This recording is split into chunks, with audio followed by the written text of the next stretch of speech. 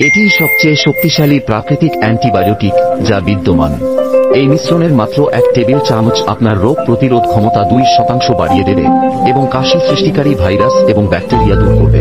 আজ আমি আপনাকে এই প্রতিকারটি প্রস্তুত করার সঠিক উপায় দেখাবো। প্রথমে আপনাকে একটি লাল পেঁয়াজ কুচি করে কেটে নিতে হবে। পেঁয়াজে থাকে কোয়ারসেটিন, যা প্রাকৃতিকভাবে ফ্লু, কাশি, টনসিলাইটিস, হাঁপানি এবং অ্যালার্জির বিরুদ্ধে লড়াই করতে সাহায্য করে। এবার 4 কোয়া রসুন কেটে নিন। যখন আপনি রসুনের একটি কোয়া কেটে ফেলেন, তখন এটি অ্যালিসিন নিঃসরণ করে, যা একটি সালফার যৌগ যার মধ্যে রয়েছে দুর্দান্ত অ্যান্টিমাইক্রোবিয়াল এবং অ্যান্টিভাইরাল বৈশিষ্ট্য। এটি আমাদের রোগ প্রতিরোধ ক্ষমতা শক্তিশালী করতে ব্যাপকভাবে সাহায্য করবে। উপকরণগুলো একটি পাত্রে রাখুন এবং এখন প্রায় 12 টেবিল চামচ মধু যোগ করুন। শ্বাসনালীর প্রদাহ কমাতে এবং দ্রুত কাশি উপশমে মধু খুবই কার্যকর। কয়েক মিনিট নাড়ুন যাতে উপাদানগুলি তাদের বৈশিষ্ট্যগুলি প্রকাশ করতে পারে।